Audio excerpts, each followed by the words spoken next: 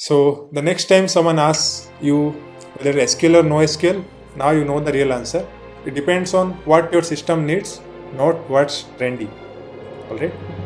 And you want fast access to denormalized data. That means mobile feeds, recommendations, etc. In those cases, you might think about going for NoSQL.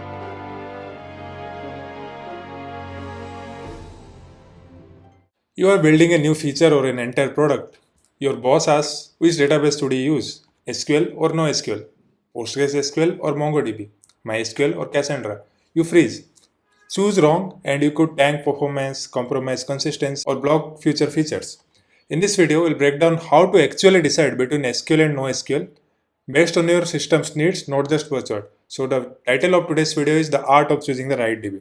Be with me towards the end of the video. I'm going to give you a decision tree which will help you exactly how to decide between NoSQL and SQL based on your use case. Before that, we have to discuss some of the core things first. Well, this is not a war between the old and the new or SQL versus NoSQL. No. SQL and NoSQL both are tools. The real question you should ask is, what are you optimizing for? Before choosing the right DB, this is the question that you need to ask. Now, the few considerations when you should choose SQL, some of the basic raw considerations are, you have structured data with predefined schema. You have relationship between entities. That means we have schemas for users, then orders. They are related to each other. You need transactional integrity. That means banking, payment industries, inventory management softwares. In those cases, we need transactional integrity. And you need complex joins constraints like update constraint, delete constraint, update restrict, delete restrict, and foreign keys relationship, etc. In those cases, you might choose for SQL.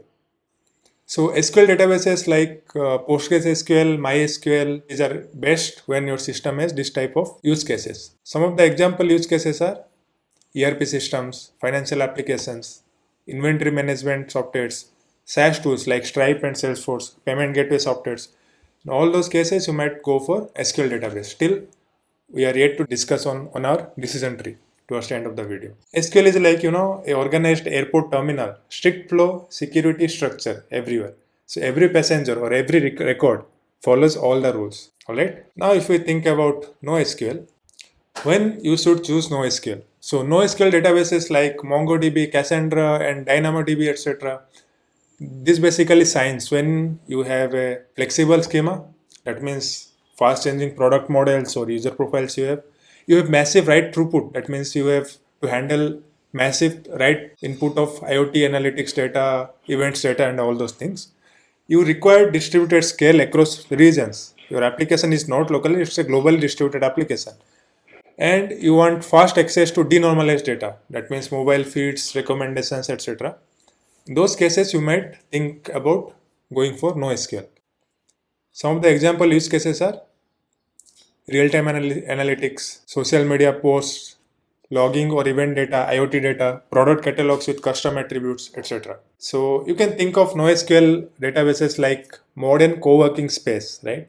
You can bring your own tools, you work on your own way, there is structure, but it's optional. Now, if we just think about some of the performance and scaling trade-offs between SQL and NoSQL, so these are what we will often encounter. So SQL supports vertical scaling. That means you have to increase the power of that machine. Power of that machine is in the capacity of that machine in terms of RAM, in terms of CPU, etc. You have to scale it vertically. But on the other hand, NoSQL is horizontally scalable. That means you can add more machines and it will be scalable. In SQL, schema changes are expensive. Obviously, you have to handle that across multiple linked or related tables. But in NoSQL, schema is dynamic. In SQL, transactions are easy. It comes with built-in support for transactions, right? But in NoSQL, distributed transaction can become trickier. SQL supports strong consistency. NoSQL, in most of the cases, it's actually eventual consistency, right? It supports eventual consistency.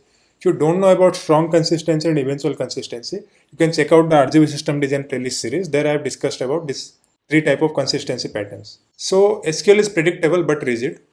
NoSQL is flexible but inconsistent at times. So pick what your systems can tolerate and based on your needs. Now, if you are still confused with all the things that we discussed till now, ask yourself this four basic questions.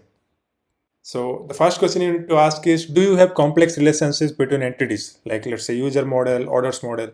If yes, the relationship between multiple entities are complex. you should go for SQL. If it doesn't have complex relationships, you ask yourself next question. Is your data structure or data is fixed or it is rapidly evolving? If it is fixed, you know the structure of your data quite well and it won't evolve, at least in the upcoming years. You can go ahead with SQL database. But if it is evolving, right, you don't know what will be the structure of the data in near future, then you should ask yourself another question. Do you need strong exit compliance?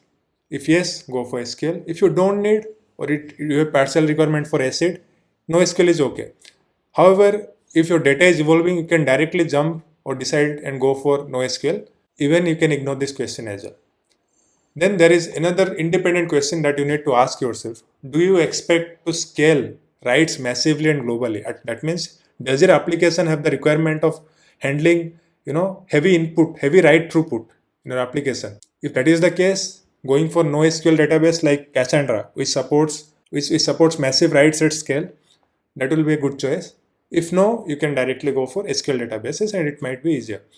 So if three or more of your answers for these questions lean on one of the database between SQL and NoSQL, that's your default starting point. All right. For example, if we think about what do big tech companies use, Instagram uses PostgreSQL for users data, but it uses Cassandra for its feeds, which is a NoSQL database. Netflix uses MySQL for billing and uses DynamoDB for movie metadata. Amazon uses Aurora, which is SQL-based databases, and it uses DynamoDB also. So the secret is they combine both the thing based on the application requirement or based on the application needs. So this is known as polyglot persistence, right? Use the right tool for each module. All right. So the next time someone asks you whether SQL or NoSQL, now you know the real answer. It depends on what your system needs, not what's trendy. All right. So if this helped you, like and subscribe for the next video of our System Design 2025 playlist, where we break all our system design concepts in a lucid way possible with real life examples. We have already covered these three sections in our application in our system design playlist, RGB system design playlist. Today we discuss about this. Next we will be discussing about all the upcoming sections. We have 9 structured sections to cover all the system design concepts that you need with clear examples. Drop a comment if you need a database level comparison in the next video. That means you need a real comparison between different type of databases and which database type is suitable for what use cases. Right now, we overall talked as a SQL and NoSQL level. If you want a deep video on the database like Cassandra, MongoDB, MySQL, DynamoDB, etc., drop that in the comment. I'll plan for that video also. So thanks for watching this video and I'll see you in the next one. Thank you.